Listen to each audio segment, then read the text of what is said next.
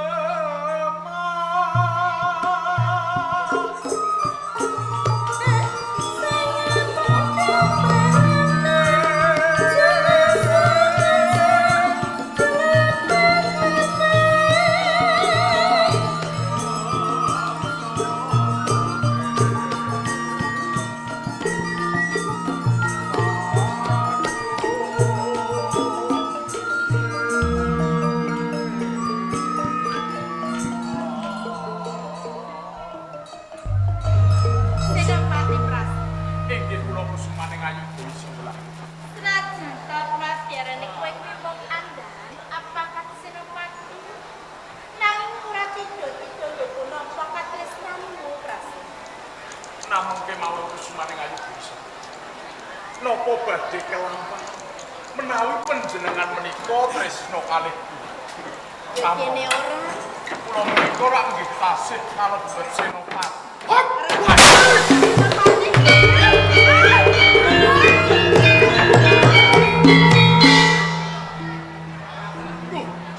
Dewi Sunggulan nggih. Dewi Sunggulan tuh. Sopo?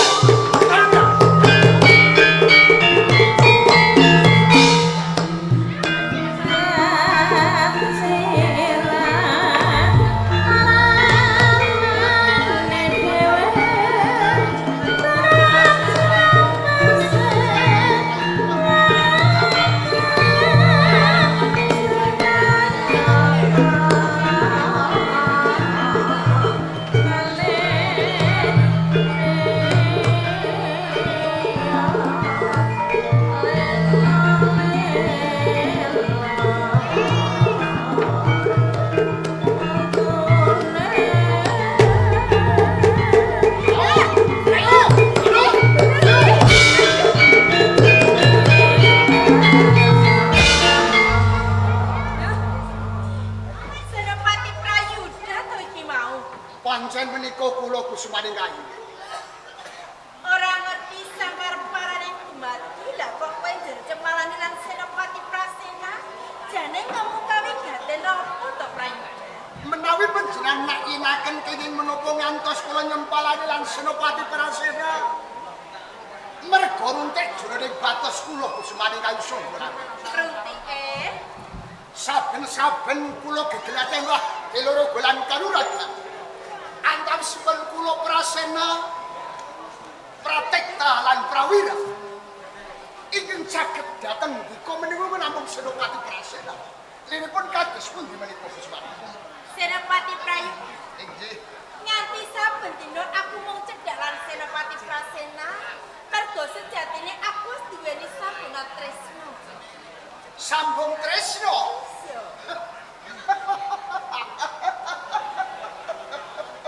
Guyumu kok sajake ngene. Kusumane ngayu. Menapa sampun dipun penggalih kanthi weninging tirta kawicaksanan menawi panjenengan tresna lan Senopati Prasena. Sinten Senopati Prasena menika? Senopati medhang kahuripan ingkang kelemak-kelemek nidhak telek mawon boten pendek. Menika Prasena menapa boten getun-gedung ing tembel-tembelipun Kusumane ngayu. Senajan ta kula diarani kaya ngono, nanging aku tresna lair batin lan Senopati Prasena.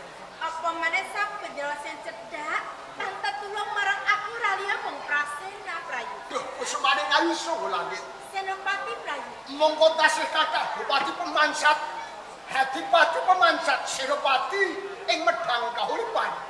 Ingkang jegul-jegul ingkang pilih bobot lan pilih tanding ngungkuli dhateng Senopati Prasena.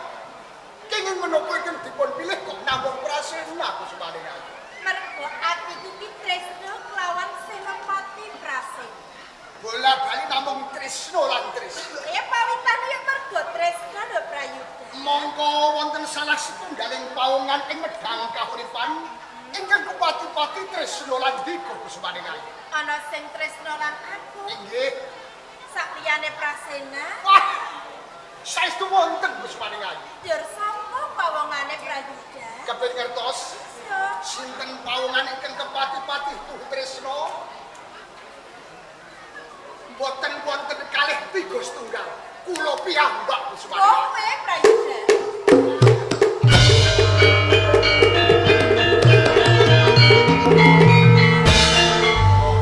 Ngene wis bloko isen-isene nyatimu. Lali. Apa? Gandrung. Oh, gandrung. Lali. Gandrung.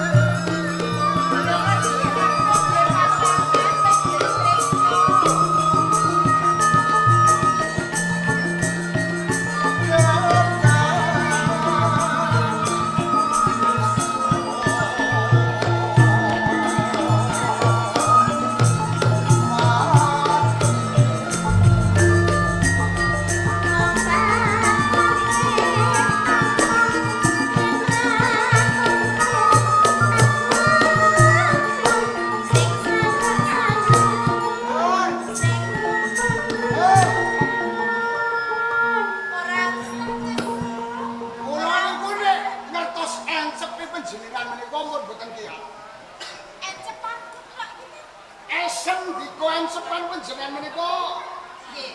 Kaya Gugah jroning baton kula. Setrum menjenengan menika dua-duan. wis to. Ora usah tembung kang kaya ngono. Napa? Ya aku ra sudi wong ora beres. Mraja saya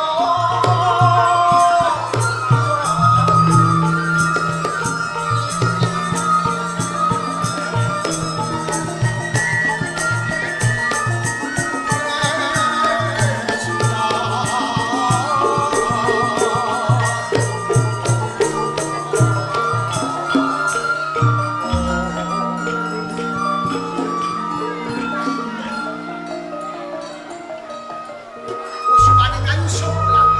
Senopati Prayuda. Kula rewani kaya dene wong edan sing tinabulan. Ngrayes-ngrayes katresnan lan panjenengan.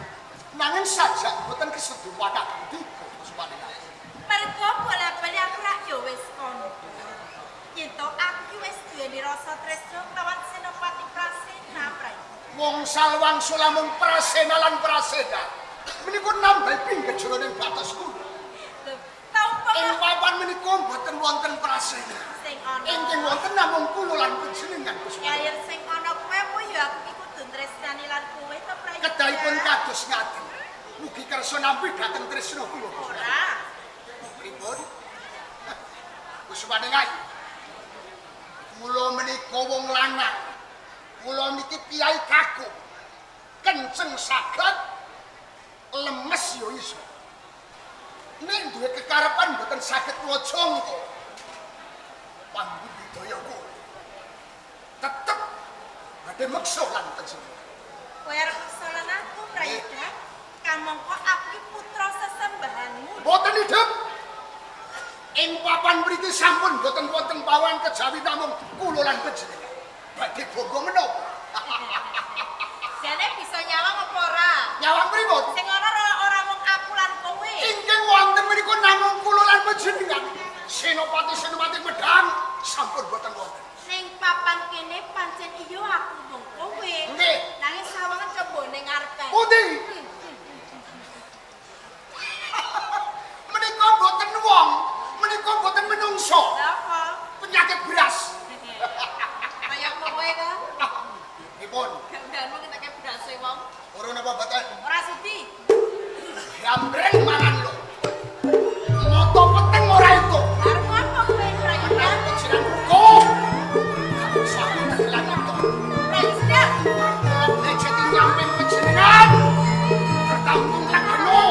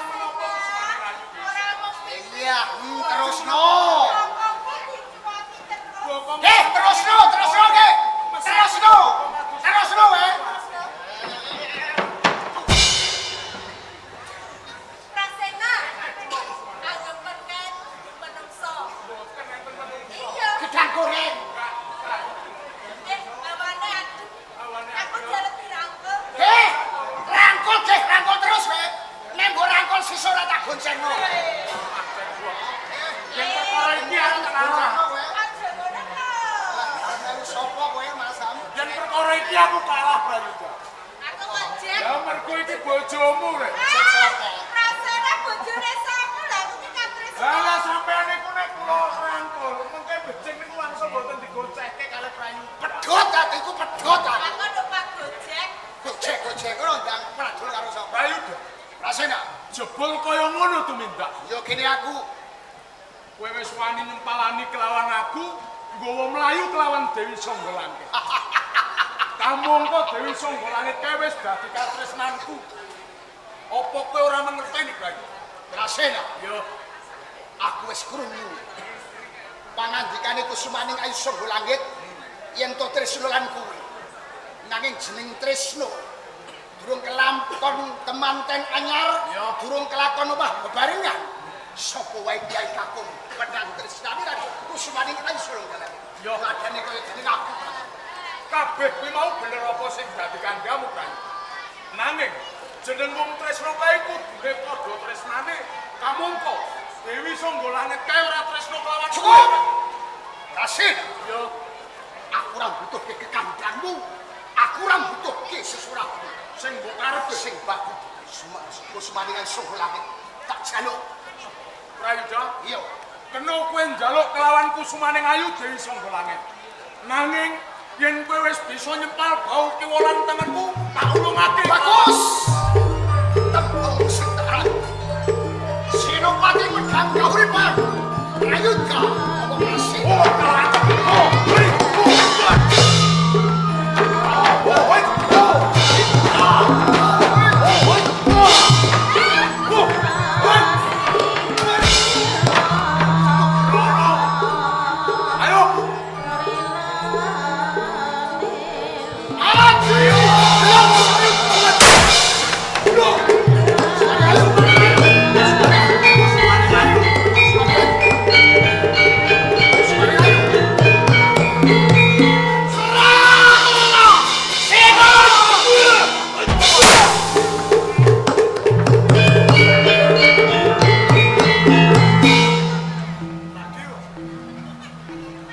nilake gong panuwun kang tanpa kepindhah.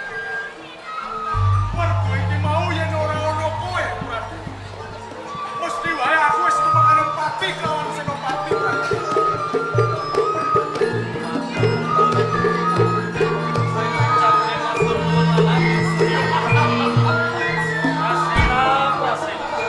Ojo kegeden rumangsa.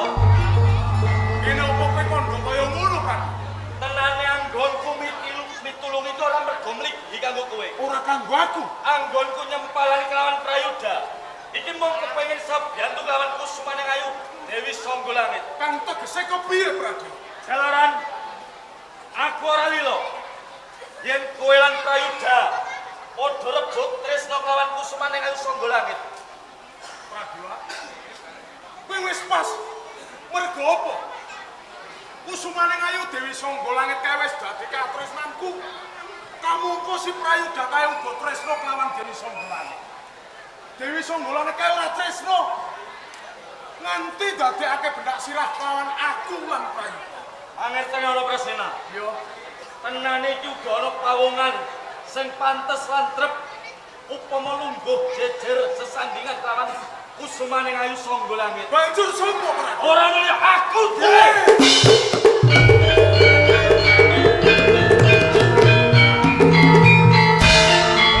Kene ngerti. Aja mbok bacotke anggonmu tresnani kelawan Kusumaning Ayu Sangga Langit. Prabu, Rasena, kowe kelawan aku padha-padha senopati. Nanging gene apa? Kowe malah kandha seneng kelawan Kusumaning Ayu Dewi Sangga Langit. Apa kowe ora ngeman kelawan awakmu dhewe yen kowe kelakon budak sirah kelawan aku?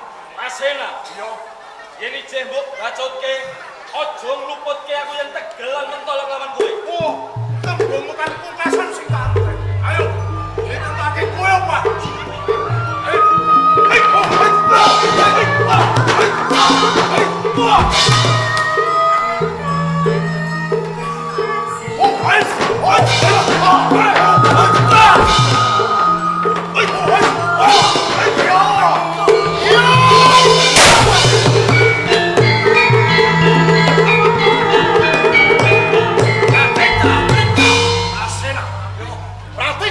Yo gene kowe dadak nyarulus perkara kelawan Prasena. Mergo semoto mendak rusak loro. Nganti aku narus barang perkara. Tak sarang sapa kaduan. Kowe kabeh pindhane bocah cilik. Atasan Senopati golongan kuwi medal uripan.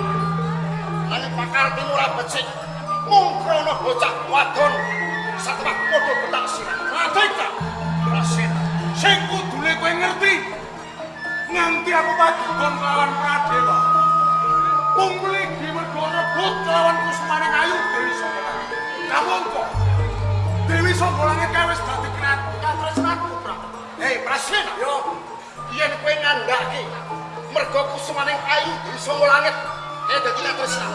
Tenane kabeh mau kleru. lha kok kleru? Sing ngrasa tresna karo Kusmaning Ayu Dewi Songgolangit ora mung kowe lan kowe. Mancur sapa? Aku kowe.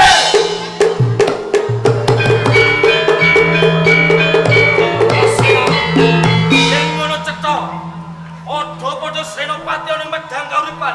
Ayo, padha ngudang sing Bathara Kala. Kowe ayo apa jeneng kowe? Ditentokake kowe Pak Bae.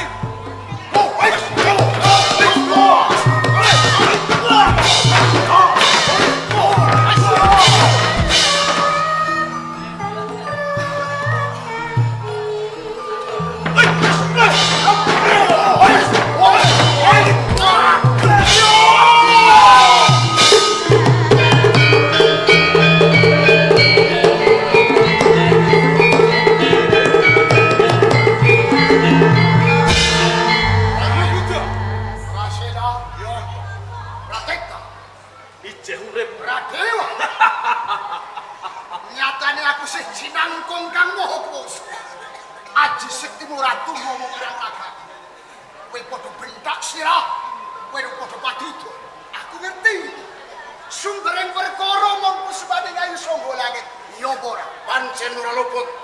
Ya mergo aku ora leluk. Yen to kowe sak katrine mung padha bentak sirah. Mergo rebut marang benermu dhewe, kang tundhone pencegahan Kusmaning Ayu Songgolangit. Radika, Radewa, lan kowe Prasena. Ayo, Sumbering perkara mung Kusmaning Ayu Songgolangit. Ya, mongko sing menang sesandingan lan Kusmaning Ayu Songgolangit dudu kowe. Kowe lan kowe. Mancur Ayo sapa? sapa? Aku mengkem lambemu kowe. Aja kegeden rumangsa kowe Prayuda. Ayo, Dak. Kowe sak katrine wis nguwek dhisik kelawan aku. Dewi Songgolangit kae wis dadi katresnanku. Yen kowe isih rebut kelawan Kusmaning Ayu Songgolangit, sempurna. Cukup. Selamat nyawamu. Radewa. Cagak kelakon adur sekolah. Kusmaning Ayu Songgolangit.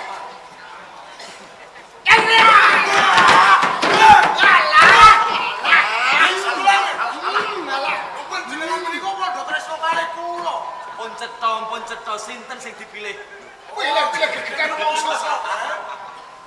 Dipun. Ora kok teges aku milih lan Senopati Pradewa ki ora. Lah aku ki jane kok malah gumonan kowe-kowe kabeh. Gumone manggen wonten pundi? Golak-golek Senopati perang ing medang kauripan padha bentak sirah ning papan kene padha cengkah mung mergo wong wadon. Sampun limrah. Teng jagat sesrawunan iki wong lanang direwangi jotos-jotosan. Bacok, bacokan. Mergo wong wadon. Oh, dadi ngono. Nggih. Menika leres. Ngarep bocor-bocor. Malah jalan sandhak saten. Sampun ngantos panjenengan menika bebidung dhateng raos sing malah kuwi. Enggal dipun tentokaken panjenengan pilih kula napa pilih kula. Malah pilih kula bangsamu. Kados pundi? Wes. Aku duwe cara. Oh, iya ora. Ora piye Prayuda? Pratek dalan kowe. Radewa. Radewa. Lanange papat sing ditresnani Kyai Putri siji. Carane piye carane? Carane gampang. Carane kepiye?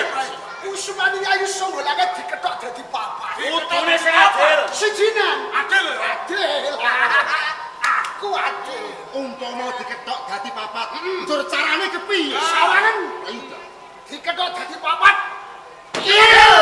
Gulungan dhuwur. Prasena. Sena. Iya. Udel mendhuwur. Pratekta. Iya. Gengkol menusor. Pradewa. Aku siji tengah. Aja sembrono. Siji-siji. Kuwi jenenge mopek benermu dhewe. Pak penak jenenge ora adil. Ora adil. Nek saka panemuku sing supaya bisa adil, kabeh padha ngrasake Kusmaning Songgolangit disigar dadi loro. Iya. Ciloko praktek kok. Adil. Lah kuwi disikar dadi loro vitamine ya kocar. Ora Ora kepangan. Menyerot ae. Atus pundi Atus pundi menika Kusumane Ayu Songgolangit. Pratika, Pradewa, Prayuda lan Prasena. Senopati gol-agolin perang ing medan kaurepan sing bagus-bagus gagah pitik sakare anggota. siaga medan pun modake. Bejane wong wadon sing diwengku kelawan kowe-kowe kabeh. Paham.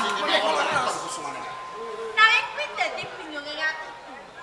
Senopati Prasena, Inggih kula Kusumane. pancen ing sekawet aku nibake rasa tresna kelawan kuwi, mergo aku ora mangerteni yen to kahanane ing mengkone dadi kaya kuwi. Lajeng kersanipun Kusumane Ayu. Wiwit dina iki tak cabarke nggonku tresna lan kowe.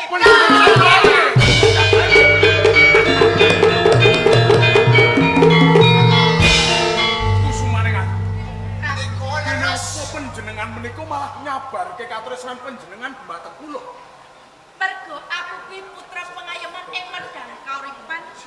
Aja memergo aku kabeh senopati padha bendak sirah lancet. Ning papan kene aku bakal ngadeg ana sak tengahing bumi. Aku bakal tumindak adil, ora bakal mentiungi wala mentiungna. Mula sapa kuwi aku duweni panyuwun. Panyuwun. Yen pancen kowe kabeh senopati perang ing medang kauripan tresna lan aku, sapa pawongane sing gelem nembung lan lamar aku ya kuwi ing mengkene sing tak pilih. kula wujuti.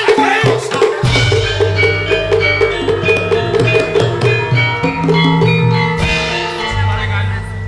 Menawi kersa panjenengan kados mekaten. Nggih. Kula sagah Kusumane. Tenan.